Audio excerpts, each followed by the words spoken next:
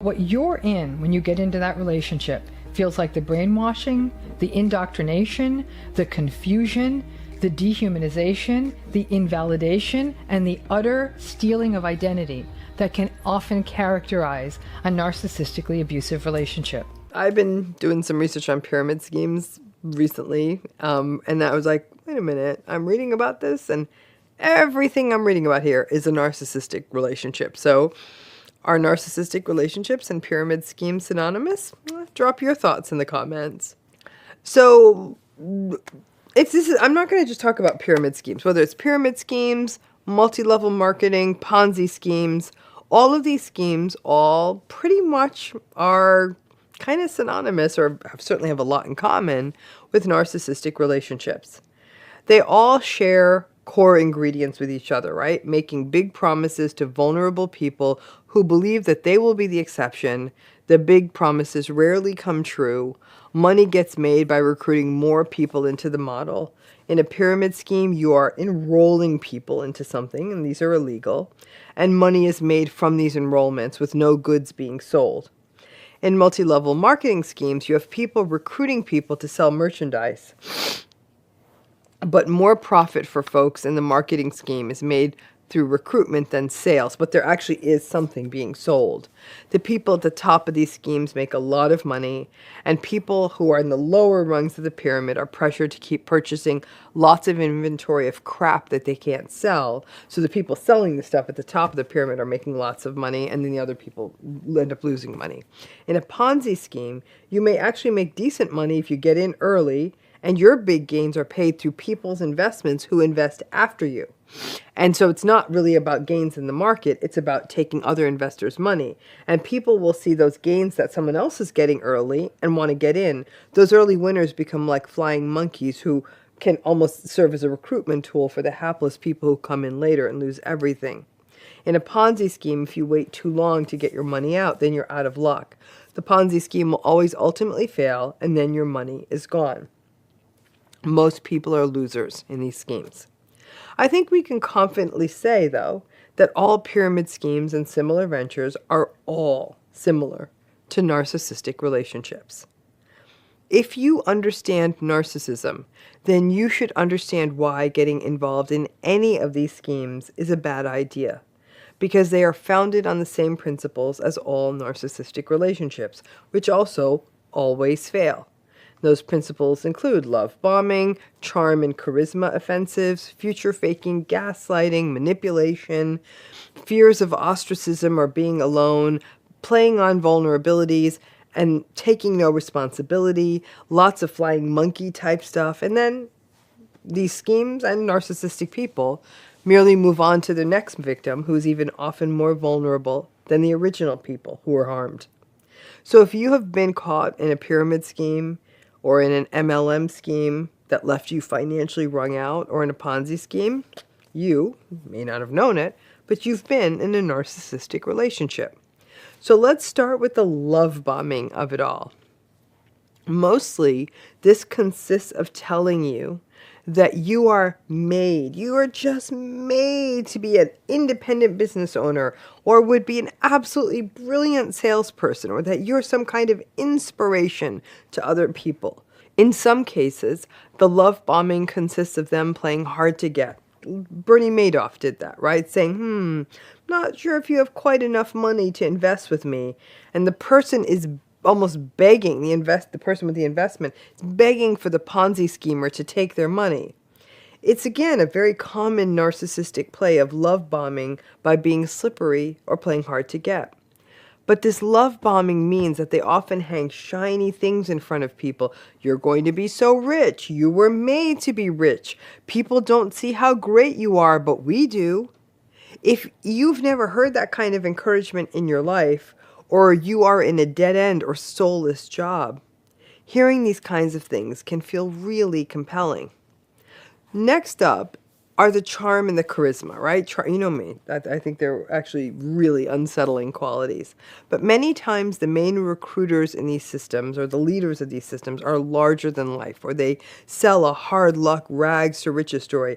I was broke, but now I drive a Rolls Royce kind of thing. Or they're just really exciting and compelling to look at and listen to.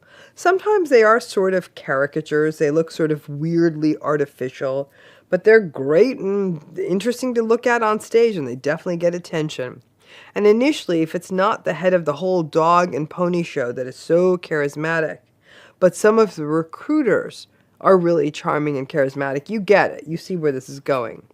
But I'm to say, so in the dark corner of the world that I have to live in, charm and charisma are dangerous. You know how I feel about it, but at the top of these schemes, we see that this is what those people present as. Then, all of these pyramid schemes are characterized by future faking. You're going to make more money one day than you ever imagined. You're going to have this fancy car. You're going to have this kind of new lifestyle. There'll be testimonials from people who've claimed to make it big and now be independently well off, giving their families all kinds of new opportunities without ever having to leave the house and just working a few hours a day. If only you keep at it, then down the road, that's what's coming. The future faking may also show up as incentives you could get, like prizes and fun-filled conventions with A-list entertainers or vacations. And these are often shared on public platforms like social media. Look what you have to look forward to. So people keep scamming their own friends to buy crap they don't need or get recruited into systems that they aren't good for them so they can go on one of these culty vacations. The promise of down-the-line returns is what keeps people hooked into these schemes. And the more clever schemes may actually result in a person who's early on making some decent money up front. But then the pressure becomes for a person to, for example, buy more and more inventory or recruit more and more people. By now, people may have quit their jobs or become reliant on the money they thought they were going to make and need to keep the whole thing rolling. Just like in a narcissistic relationship where people are drawn in by the hope of the promised marriage or the house or the children or the raise or the promotion. And then you make the leap into the relationship with confidence that the someday better is coming. And the problem is the someday better never comes. And of course, then there's the gaslighting, the hallmark of every narcissistic relationship. The clever twist of manipulation of these kinds of pyramid-like schemes is often that when it's going well, it's because of all the fantastic sales support and the community and the family and the wonderful brand that just sells itself, and because you're so well supported. That's why it's going well for you. Your success is attributed to the excellence of the scheme. Now, caught up in the fever dream of your own success, you attempt to recruit more and more people because you genuinely believe you're having a wonderful experience. But because these are unsustainable, just like all narcissistic relationships, once things are no longer going as well, and they won't go as well for much longer, well, then they blame you. I guess you aren't committed enough, or you're not working hard enough, or you're not manifesting enough. At this point, the despondency of failing and also feeling like you're being cut out of a social group you have formed with these other people can leave many people blaming themselves, just like in a narcissistic relationship. It's all very manipulative, playing on vulnerabilities. Vulnerabilities can be things like people who have small children and want to be able to make money at home or bring more money into a family that might be struggling or just become more financially independent. And shifting blame and running hot and cold, being so seductive to get you in, but so cold and detached when, for example, you might ask for money back on unsold inventory or raise concerns about the business model. And then there's the playing upon the universal fear of being alone and the sense of isolation. Now, you may not see this as much with a Ponzi scheme, but certainly in pyramid and multi-level marketing structures, the social piece is often the hook for people. The idea that people are cheering you on and you belong to something actually plays on one of the most compelling needs that a human being could have. But like any good narcissistic relationship, I don't mean good and good, like any narcissistic relationship, the power comes from being able to pull back, the narcissist being able to pull back. So just as you feel like you have your new people, they'll all disappear if you aren't staying as part of the scheme. They were never in it for you. It was all about the cult-like recruitment. This also relates to flying monkeys, the people who are still on the inside of the scheme, who will shame you and blame you. After all, they are still believers. And unless you know what you are dealing with, you may doubt yourself. If you aren't performing or you want out of the whole pyramid scheme system, well, the social stuff will also evaporate from your life along with your exit or your wanting to make it right. And that, as anyone who has ever lost a family or a social group when they ended a narcissistic relationship, is a tremendous source of grief. The not taking responsibility is also a thing. Now, none of these systems are going to tell you, oh, hey, come on in, join this new business. It's a pyramid scheme. Obviously, they're not going to do that or it wouldn't work. So when the time comes that a person decides they want out because they've sunk so much money into the mess and they're on the verge of losing their home or losing their savings, then the company and the people involved with the company will blame the person who wants out for not believing in the company and for not taking any responsibility themselves or for not being good enough. The company, these schemes, will watch people lose their home, savings, everything, and still blame them. Yep, just like a narcissistic relationship. It's never them, is it? Fact is, though, it usually is them. And of course, if you are watching someone get sucked into one of these systems and you try to stop them, they will often be in denial. Just like if you were watching someone in a narcissistic relationship. Sadly, people often don't see it until they are harmed. All you can do is warn a person and then try to be a shoulder to cry on. These are systems that are well honed and take advantage of all of the vulnerabilities to a narcissistic relationship. Another thing that is heartbreaking is that often these schemes can prey upon people who are actually quite empathic, who then have to live with the pain of knowing that they sucked other people close to them into this money-losing endeavor, even in the best-intentioned way, and may feel responsible. Now remember, the people running the whole pyramid system don't care, but the people who do have the empathy are often even more wrecked, knowing that someone else was harmed by getting sucked into these systems. Then the schemes move on to a new target.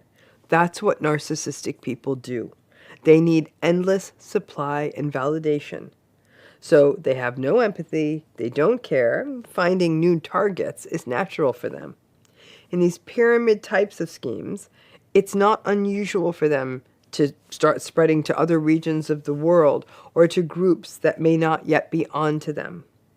Once a narcissistic person has burned enough bridges in one place, they may relocate. Same thing. And just like with almost all narcissistic relationships and all pyramid-y type schemes, most people make nothing and a lot of people lose a lot. There are very few winners in narcissistic relationships, and there are very few winners when it comes to these pyramid-like systems. Keep that in mind. And as with narcissistic relationships, if it sounds like it's too good to be true, then it probably is. So let's talk about that narcissistic relationship sort of cult association. So let's talk a little bit about what happens to somebody in a cult. Now, a cult can be small. It can be a few people sort of gathered around one sort of really charismatic, creepy leader. It could be something really big that might even tout itself as an organized religion, or a cult that, we've seen tragic cult stories. If we think of the story of Jonestown, where, nearly 1,000 people were found dead in a murder-suicide situation. So cults can be tragic places, but let's think about what a cult leader does. A cult leader wins over prospective members by seeking out people who are either vulnerable or, frankly, quite idealistic. Remember what I've said on prior videos. It's often the people who come from really happy families that are often vulnerable to the dangers of narcissistic abuse because they truly believe in saving the world through love and giving second chances and forgiveness. And you know what happens when you give a narcissist second chances and forgiveness. So a cult leader is very clear on how they groom people. They look for people, again, who are vulnerable, maybe through histories of trauma, histories of neglect, histories of narcissistic and toxic parents, or they find people who are a little bit too idealistic to sort of always be safe in the world. And then they groom them more through an experience that looks eerily like love bombing. The cult leader will tell them they are special, they are chosen, they are about to embark on a journey of understanding that very few will, and that they are one of the few special enough to understand their teachings, to be able to integrate them, and then might make even grandiose and delusional promises of eternal life, life on another planet, life and knowledge that exists at an absolutely supernatural level. But grandiosity is the theme. The cult leader himself may also be quite grandiose. I'm saving the world. I'm smarter than everybody in the world. That's why you're smart, because you were smart enough to follow my smartness. So now you're drawn in. You're made to feel incredibly special. In smaller cults, the cult leader may even take the time to really get to know you as an individual. They may even be very seductive, make you feel so special, seduce you into sexual acts that you may not even feel comfortable with. But that will be written off as how lucky are you to be with me. And you'll believe it because everyone else is blindly following. They start to feel like the flying monkeys. Slowly but surely, you fit more and more of your life around the cult. The cult leader will tell you, cut out those people in your life. If they're not smart enough to see your way, you're too good for them. Come on over. You don't need them. You don't need the toxic voices of the world. And you'll notice that while some cult and cultish religions can take place right on a busy street, for example in LA or something, some of them may actually take place in rather remote places where it's hard for them to get in touch. Cult leaders will do things like take phones, take computers, make people change their names, their identities, cancel forwarding addresses, make it harder and harder for people to find them, and say to them, you're lucky because you get to be in this special place with all of us. We are the special people. We are the chosen. So then you go on to the next step. Once the cult leader clearly has you in, then the cult leader may demand that you start dressing in a different way, wearing sometimes very plain or maybe even very inappropriate kinds of costuming, uniforms. Sometimes these uniforms can be militaristic. Sometimes they can be very simple and almost asexual. But whatever they are, they start making everyone in the cult start looking the same. In other words, now they're controlling your appearance. Once they've got you fully controlled and fully indoctrinated, the cult leader will start to lose interest. They will get distant. They will then expect nothing but blind obedience. And if you think that all that familiarity you might have had with them in the beginning means anything, they will actually cast you off, be harsh, dismissive, and invalidating. And it can feel really confusing to be demeaned and then discarded. Now, God forbid you decide that this doesn't feel good anymore. I miss my family. I miss my friends. I want to go. In some cults, it would be downright violence that would keep you there. But more often than not, it would be psychological control. Instead of being told you're the chosen, at this point, you'll be told that you're damaged. You don't fit into the world anymore. Do you think they really want you? Had they wanted you, they would have come looking for you. They manipulate, they gaslight, and they twist the truth so you stick around. Where else are you going to go? And you blindly and depressedly go along with the work of the cult, having given up your identity, having given up any sense of reality, having given up your aspirations, having given up the other people you love, and literally becoming almost entirely melded with the cult leader and the cult leader's purpose. Because now you've been brainwashed and told no one else would want you anyhow. In some cases, cults end in an absolute disaster. Think Waco. Think Jonestown. There are lots of cults out there still in practice. Those cults continue to isolate people to tragic consequence. I've had the clinical privilege of working with clients who are leaving or have left cults. And it is a gradual, gentle work of bringing them back to what wonderful people they are. and give them back the identity that the cult stole from them. Now take a minute, and every time I said cult, and every time I said cult leader, substitute it with narcissist. Doesn't it sound the same? Love bombing, telling you you're special, isolating you from the world, telling you to change your appearance, maybe pushing physical experiences too quickly, winning you over, making you feel special, and as soon as they have you indoctrinated and trapped, discarded, if you try to leave, they hoover you through emotional control. They use flying monkeys to do their work. And then when you finally do try to leave, it's a harrowing process that can leave many people wrecked. A relationship with a narcissist is like a cult of one. And there may be other people in their cult, family members they've brainwashed, maybe even your own family members they've brainwashed. But what you're in when you get into that relationship feels like the brainwashing, the indoctrination, the confusion, the dehumanization, the invalidation, and the utter stealing of identity that can often characterize a narcissistically abusive relationship. Most people out there don't walk around saying, hey, I'm in a cult. But I would argue that many people who fall into narcissistically abusive relationships are experiencing all the trauma and devastation that people who get recruited into cults do, but they don't see it that way because it's just a relationship with one person. Anytime somebody tries to mentally, physically, or otherwise control you in a relationship, control your whereabouts, control who you see or what you do, that is abuse. We will include in this video, obviously, links to domestic violence resources for those of you who are in these kinds of controlling relationships, so you might be able to explore getting help if you can. But as much as what this example is meant to show you is that we may look at people who are in cults from a distance and say, that's not me, that's strange. Don't be so sure. If you're in a relationship with a narcissist, a lot of things you're experiencing are pretty similar. So let's talk about narcissists and religion. This is not religion specific. It can be any religion, from major world religions to whatever religion they've made up. This is a question that's come to us from several of our YouTube subscribers, several people on Instagram, and I've gotten several emails about this.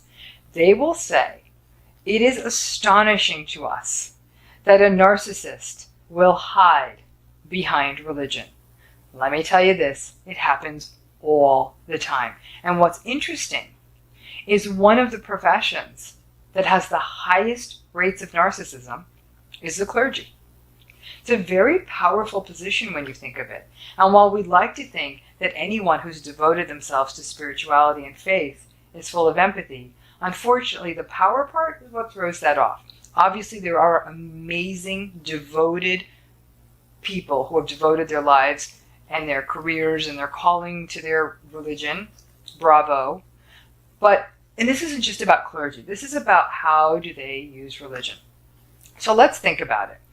In some ways, religion's a battle you can't win. It's really hard to fight the battle of, well, that's what God said. Like, okay, I guess, checkmate. Not much I can say past that. But here's what narcissists often do. And this is what, to me, is so horrifying.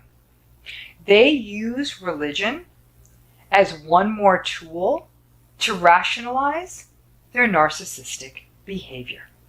Either they'll go real simple with it, well, that's what God says, or they will do things for whatever religious community they're in, a church, a temple, a mosque, whatever they call their particular religious community. And they will really be the big man around church, temple, mosque, whatever their religious community is. They'll be that, or big woman. They'll be that person, highly devoted to the church, an elder, a deacon, a senior member of the whatever that religious community is. They'll be involved in the choir. They'll be involved in whatever board of directors or what there may be with a religious community. And that's one way they can all but guarantee that they trick everyone. But he's such a holy man. He's so involved in his church. Or she's such an amazing woman. She never misses a Sunday at church. The hypocrisy is galling. And what's angering and devastating to me is people who actually do, in a meaningful way, take their faith seriously, So they actually listen, maybe with a heavier ear, to other people from their faith-based community. And that's where a narcissist is often able to take advantage. Like, well, they're so devoted to the church, so how can they be a bad person? They must be great. I have seen narcissists use religion to make excuses for everything from infidelity to stealing money to lying to twisting the truth to gaslighting. You name it, religion ends up becoming the basis of that. It's a tricky problem in our modern age because in many ways our hands get tied to even comfortably talk about it. People are like, well, I really, I don't feel comfortable calling someone out on this. This is their faith, and they try to be open-minded about it, say, I'm not in their faith-based community. It's not mine to counteract. And in some ways, they use their religion as a suit of armor to protect them. If somebody tries to call them out, they'll be like, well, I'm a very holy person. I'm a very spiritual person. And that takes us to a second topic, which are people who walk around calling themselves deeply spiritual. There are a lot of people out there who may not ascribe to a traditional religious canon, but they call themselves spiritual. And whether that manifests as yoga or intentions or some other form of spiritual chanting, they will do all that spiritual stuff and then have no problem turning around, lying to their family, cheating on a spouse, and doing other deceitful things that hurt coworkers, friends, and family. But then they'll fall back on how spiritual they are. And then sometimes they'll use that spirituality or religion as a way to get out of it. You know what? I've done wrong. I have found the right path. As though they're finding their right religious path is an excuse for the wrongs that they have perpetrated. There is no reset button on life. When you hurt someone, the only reset button there is to take real responsibility for it and not make up some kind of excuse. Well, I'm going to go return to my spiritual core and leave out the genuine apology. When somebody is evidencing the patterns associated with narcissism, the lack of empathy, the entitlement, the admiration seeking, the arrogance, the controlling nature, the superficiality, the grandiosity, when they're evidencing that, I don't care how godly they say they are. If anything, it makes me even more suspicious.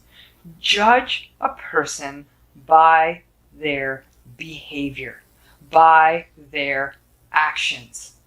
Don't let them off the hook because they give a really cleverly crafted story about how they're so close to God or whatever religious canon they come from, when their lives are in violation of those religious rules of order, or they say one set of rules applies to them, and then they take those very, very stringent religious rules and they apply them to everyone else, take pause, take a minute, and take note.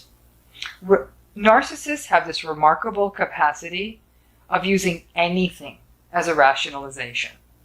And religion is no exception. I absolutely applaud people who integrate their faith into their life in a very healthy way, and I'm respectful of all denominations and faiths. The one thing I'm not respectful of is people who use religion, something that's such a core and important thing to many other people, who use it as an excuse and as one more weapon of hypocrisy as they go through the world and hurt other people. If you've had experiences with somebody who really was that person, that self-righteous, hyper-religious, or hyper-spiritual person who has no problem turning around and hurting you, lying to you, cheating on you, if you feel comfortable, let us know if that happened to you, because it's happened to many people who've gotten in touch. It's not okay.